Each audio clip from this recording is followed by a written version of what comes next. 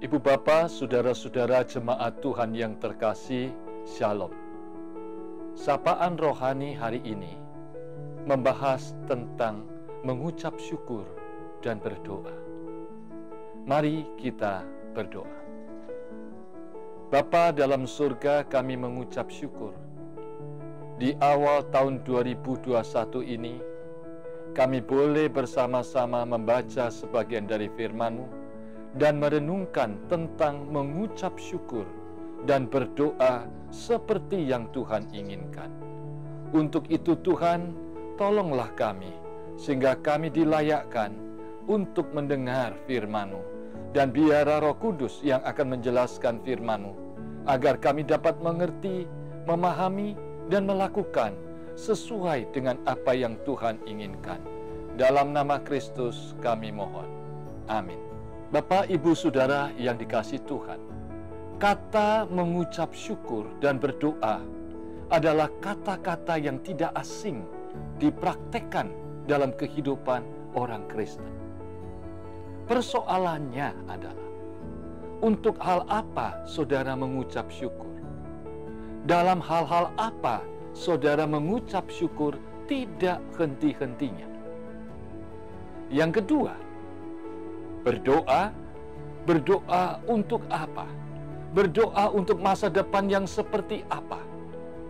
Untuk itulah Bapak, Ibu, Saudara, hari ini kita akan belajar dari firman Tuhan pengalaman hidup Rasul Paulus dari surat Efesus pasal 1 ayat 15 sampai dengan 23. Bagi Paulus, dia tidak henti-hentinya mengucap syukur untuk jemaat Efesus karena dua hal. Yang pertama, Paulus mengatakan, "Karena itu setelah aku mendengar tentang iman-Mu dalam Tuhan Yesus dan tentang kasih-Mu terhadap semua orang kudus, aku pun tidak berhenti mengucap syukur karena Kamu." Mengucap syukur dengan tidak henti-hentinya karena Paulus melihat pertumbuhan iman jemaat Efesus dalam Tuhan Yesus Kristus. Yang kedua, dia tidak henti-hentinya mengucap syukur karena kasih jemaat Efesus yang dipraktekkan kepada orang-orang kudus, orang-orang yang beriman. Mari kita renungkan, saudara-saudara. Banyak kali kita mengucap syukur dengan luar biasa karena kita sehat, karena kita diberikan keuntungan, karena rumah tangga kita lancar, karena usaha kita maju, karena anak dan keluarga kita sukses di dalam studi dan dalam kehidupan. Tetapi pernahkah kita mengucap syukur untuk hal yang terpenting, yaitu melihat pertumbuhan iman mereka di dalam Tuhan Yesus Kristus? Pernahkah kita mengucap syukur bahwa mereka mempraktekkan iman di dalam Tuhan Yesus yang bertumbuh itu dalam perbuatan kasih yang konkret? Saudara-saudara yang terkasih, inilah kelebihan orang-orang yang beriman kepada Tuhan Yesus Kristus dan orang-orang yang di luar Kristus. Kita mengucap syukur melihat iman yang bersangkutan, yang bertumbuh di dalam Tuhan Yesus Kristus. Mengucap syukur bahwa iman itu dipraktekkan dalam kasih yang konkret. Biarlah di awal tahun ini menjadi introspeksi untuk saya dan saudara. Benarkah pada akhir tahun kemarin, pada awal tahun yang kita jajaki ini, kita sudah mengucap syukur seperti yang Tuhan inginkan?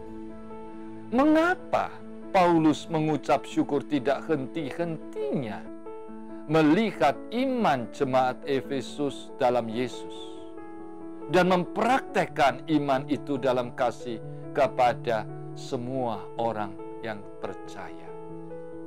Saudara-saudara, dalam kehidupan di dunia ini, semua orang pasti bersyukur kalau mendapatkan sesuatu. Baik itu kekayaan, baik itu jabatan, baik itu kelancaran, baik itu rumah tangga, baik itu bertambah apapun. Tetapi dapatkah saudara menjadi sebuah ucapan syukur yang istimewa jikalau saudara menceritakan, saya mengucap syukur tidak henti-hentinya karena keluargaku bertumbuh dalam iman kepada Tuhan Yesus.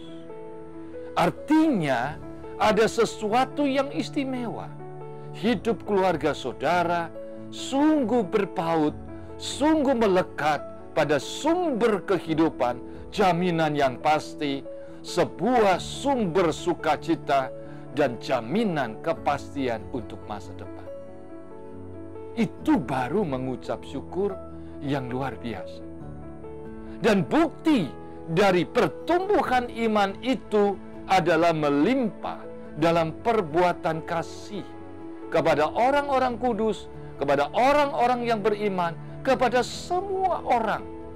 Jadi hidup yang sungguh mengucap syukur atas pertumbuhan iman itu tidak bisa tidak akan melimpah dalam perbuatan kasih.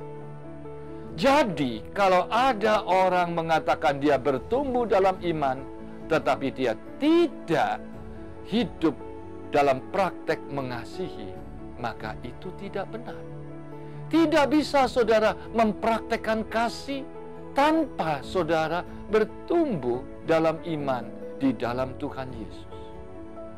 Baik, kita sudah berbicara soal mengucap syukur. Kata yang kedua dan yang terakhir yang kita renungkan adalah berdoa. Apa yang saudara doakan untuk masa depan keluarga saudara dan diri saudara? Pekerjaan, kesehatan, rumah tangga, anak, cucu, keturunan. Tahukah saudara apa yang didoakan Paulus? Dia ajarkan pada saudara dan saya, inilah yang dia doakan. Efesus pasal 1 ayat yang ke-18. Saya mulai dari ayat 17. Dan meminta kepada Allah Tuhan kita, supaya Ia memberikan kepadamu roh hikmat dan wahyu untuk mengenal Dia dengan benar. Dan supaya Ia menjadikan mata hatimu terang, agar kamu mengerti pengharapan, apakah yang terkandung dalam panggilannya, betapa kayanya kemuliaan bagian yang ditentukan bagi orang-orang kudus. Paulus berdoa untuk jemaat Efesus, supaya jemaat Efesus diberi roh hikmat dan wahyu untuk lebih mengenal Tuhan secara benar. Saudara-saudara, kata mengenal ini dalam bahasa aslinya berarti mengenal semakin mendekat pada fokus, yaitu pada Tuhan Yesus Kristus, sampai seluruh hidupnya dipengaruhi oleh Kristus, sampai dibentuk menjadi serupa segambar dengan Kristus. Jadi doa Paulus adalah supaya jemaat itu mengenal seperti ini, diberi roh hikmat, diberikan wahyu sampai mengenal seperti ini.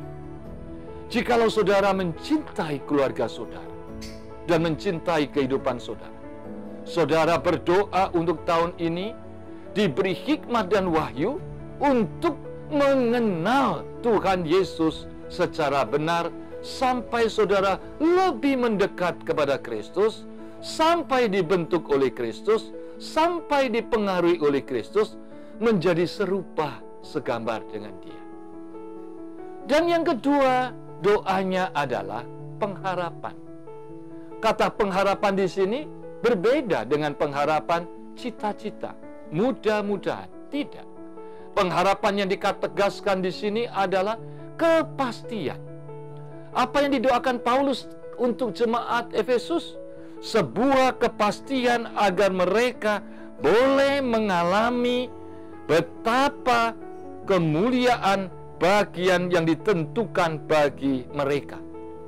Jadi bagi orang-orang percaya, Paulus yakin bahwa ada kekayaan kemuliaan yang ditentukan bagi jemaat Efesus.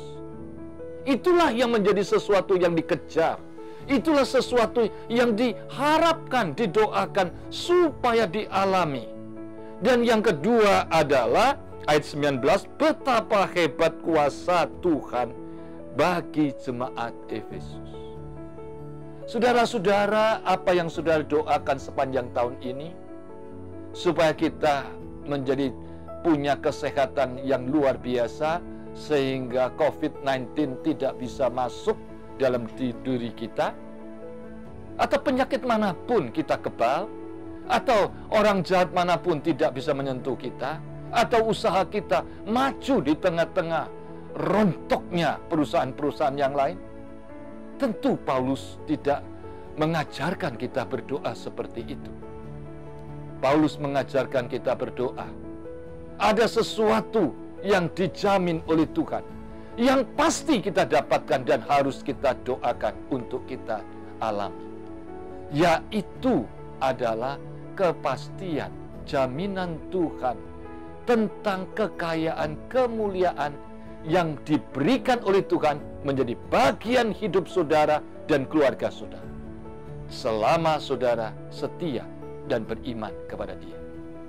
Yang kedua adalah supaya saudara mengalami betapa luar biasanya kuasa Tuhan yang dinyatakan pada saudara dan keluarga saudara di dalam seluruh hidup saudara.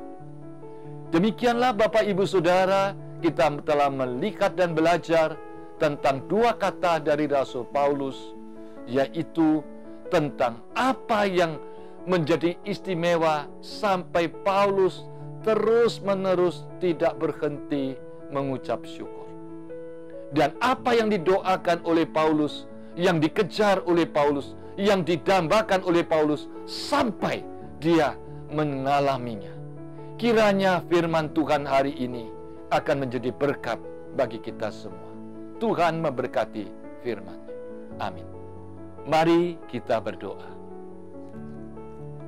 Bapa di dalam surga, seringkali di dalam mulut kami mengucap syukur tidak henti-hentinya. Namun didasarkan pada nafsu kedagingan kami. Biarlah kami boleh belajar mengucap syukur seperti yang diajarkan Paulus untuk jemaat Efesus. Seringkali kami berdoa untuk hidup masa depan kami dan keluarga kami, tetapi menurut hati dan pikiran kami yang dikuasai oleh keduniawian. Kiranya hari ini kami boleh belajar untuk berdoa dengan sungguh-sungguh untuk hal yang lebih penting dari itu. Dan kiranya mengucap syukur yang diajarkan oleh Paulus dan berdoa yang ditekankan oleh Rasul Paulus boleh mendorong kami, merubah kami di dalam hidup kami tahun 2021 ini. Berkati kami semua sehingga kami selalu sehat dan kuat dan hidup kami menjadi berkenan di hadapan-Mu Tuhan. Dalam nama Kristus kami mohon. Amin. Bapak, Ibu, Saudara, dengan demikian sapaan rohani hari ini mengajarkan kita agar kita mengucap syukur tidak henti-hentinya seperti yang diajarkan Rasul Paulus kepada jemaat Efesus. Dan kita mulai mempraktekkan berdoa seperti yang didoakan Paulus untuk jemaat Efesus. Tuhan memberkati kita semua. Amin.